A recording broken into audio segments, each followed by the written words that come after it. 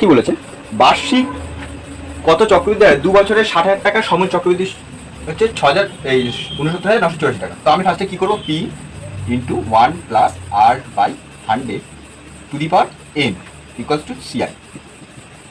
P কত বলেছে, 60,000,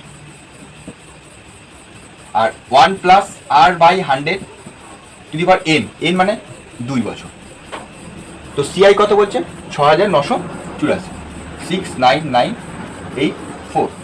তো এইটা করলে হবে যেটা 1 plus R by 100 to the power square আছে, তো এটা আমি এপারে নিয়ে চলে আসবো, 6 সমান চিহ্ন আছে, 69984 ডিভাইড 60,000। কত দিয়ে কাটবো, 6 দিয়ে কাটবো, 10,000 হয়ে যাবে। 6 দিয়ে কাটলে 6 কে 6, 6 কে 6, 6 6 36, ফের 6 6 36, 4 6 24। ফের যদি এটা আমি 2 দিয়ে যদি কাটি, 2 দিয়ে কাটলে হবে 5 দুগুণ 10, 5,000। একে 2 দিয়ে কাটলে 5 দুগুণ 10, 8 দুগুণ 16, 8 দুগুণ 16, 3 দুগুণ 6, 2 দুগুণ 4। ফের এটা আমি যদি কাটলে 2,500 হয়ে যাবে।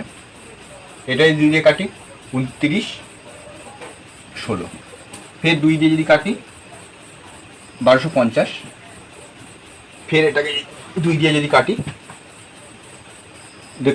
14,000, 8 দুগুণ 16।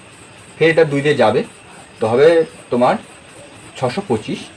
এটা হবে 7 দুগুণ 14, 2 দুগুণ 4, 9 দুগুণ 18, 729/625। তো 1 প্লাস আর বাই 100 যদি করি তার স্কোয়ার আছে, এখানে 729/625 আছে। তা আমি এটা দেখেই বুঝতে পারছি নিচেরটা তো 25 স্কোয়ার হয়ে যাবে, আর উপরেরটা হচ্ছে 27 স্কোয়ার। তাহলে আমি লিখতে পারি, তো এটা আমি লিখে দিতে পারি 27/25 তার হোল স্কোয়ার লিখে দিতে পারি একেবারে, কারণ অনেকক্ষণ আগে আমরা করেছিলাম 729 মানে 27/27, এটা পুরোটা হোল স্কোয়ার। তো এই স্কোয়ার স্কোয়ার কেটে গেল, তা 1 plus R by 100 equals to 27/25 আছে। তো এটা প্লাস 1 আছে, ওপারে নিয়ে গেলে -1 হয়ে যাবে। তো এটা আমি করতে পারি, এটা আর বাই 100 সমান সমান 27 বিয়োগ 25 বিয়োগ 1, এই 27/25 বিয়োগ 1, তাহলে এটা 2/25, 2/25 হয়ে গেল। তো আর বাই 100 আছে, আর বাই 100 ইকুয়ালস টু 2/25, 25কে দিয়ে গেলাম 4, তাহলে এই 4 25কে দিয়ে নিচে আছে, যেহেতু 25 100টা উপরে দিয়ে আসবে সেই একই হতো। আচ্ছা আমি পুরোটা করে দেখাই।